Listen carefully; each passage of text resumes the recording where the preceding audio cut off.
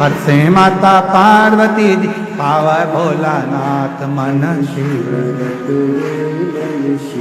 रटोरे, छोड़ दो कपट मन शिव रटोरे, मन शिव रटोरे, मन शिव रटोरे, छोड़ दो कपट मन शिव।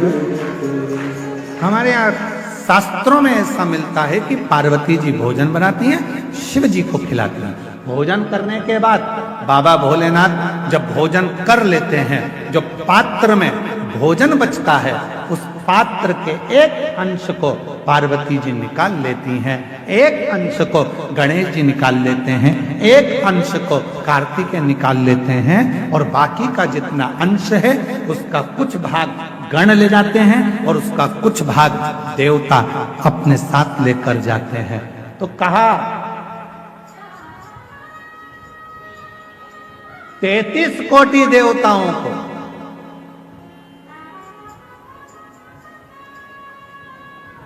भोजन की थाली का कितना भाग मिलता था,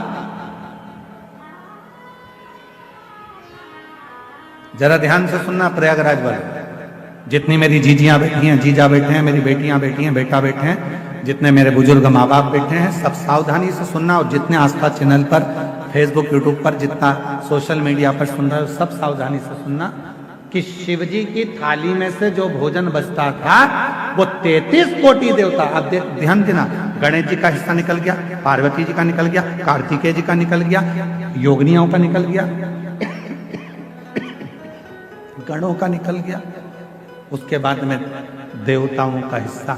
आखिर वो देवताओं के हिस्से में से 33 कोटि देवताओं को उस भोजन में से मिलता कितना, कितना भोजन मिलता होगा, वो प्रश्न आता। तो कहा प्रसाद का मतलब क्या है? जो शंकर जी की थाली में से भोजन जाता था, भगवान नारायण के लिए लक्ष्मी जी लेकर जा रही हैं, और वैकुंठ जाते जाते जितने देवता उस प्रसाद का दर्शन करते थे, वो प्रसाद उतना उतना उन देवताओं की दृष्टि में समाहित होकर उनके हृदय में उतरता जाता था। भोजन का कण मात्र का दर्शन भी सुख दे जाता, कण मात्र का दर्शन भी सुख दे रहा।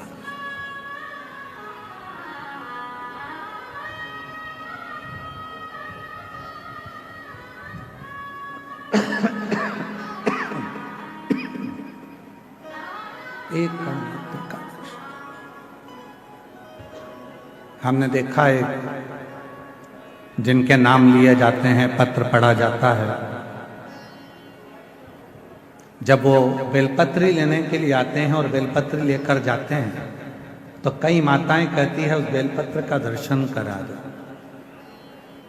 बेलपत्र लेकर जाने वाला पूछता है कि बेलपत्र का दर्शन कर कर क्या करोगे? हमने शिव पुराण में पढ़ा है, उमा संहिता में वर्णन है, कौमार खंड में भी वर्णन है कि शिव जी के प्रसाद का मात्र दर्शन कर लेने से भीतर के सारे विषाद समाप्त हो जाते हैं।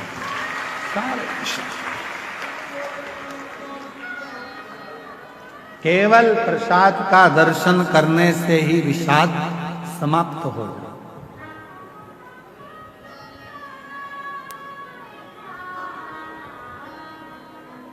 आप लोग रोज रोज अगर बेलपत्री खाओगे, भाई स्वास्थ्य खराब है तब थोड़ा सा अंश ले लो, रोज रोज खाओगे तो मुख में छार छार सा होगा, कई बार स्वाद नहीं आता, फिर भोजन कई बार जिभ्या छारी छारी सी हो जाती। रोज क्यों खाना?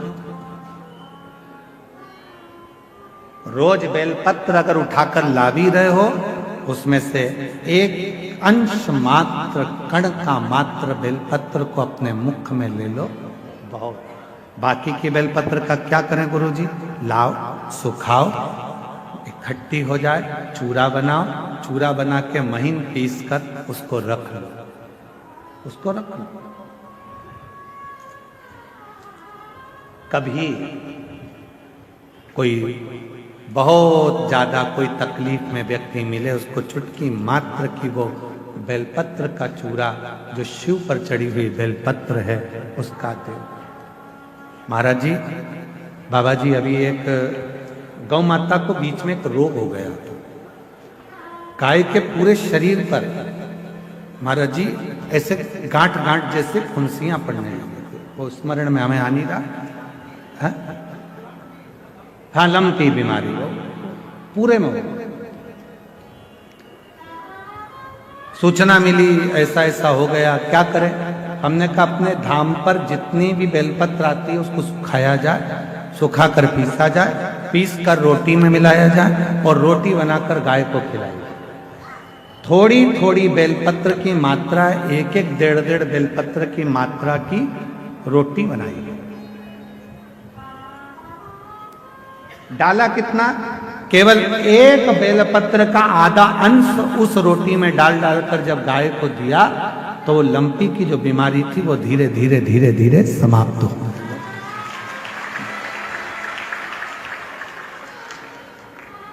दवाई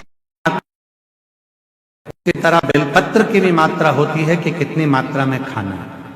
ऐसा नहीं कि बेलपत्र पूरी मिली है तो हमको पूरी ही खाना है, ले जाओ थोड़ी थोड़ी घर में सबको दे दो, बाकी के संभाल के रखो। कोई जीव को, कोई व्यक्ति को जरूरत पड़े उस समय पर वो पानी से उसको थोड़ी सी डाली और निगल गए।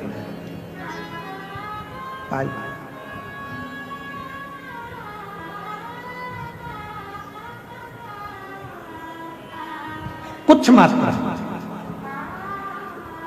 और बीमारी हो तब जरूर उसकी बेलपत्र का थोड़ा सा भाग शिव पे चढ़ा हुआ अवश्य। पर यदि आप स्वस्थ हैं, शिव की कृपा है, तो भले ना पाए, एक लोटा जल चढ़ाएं, जल का थोड़ा सा भाग अपने मुख में आचमन जरूर करें, उससे फल।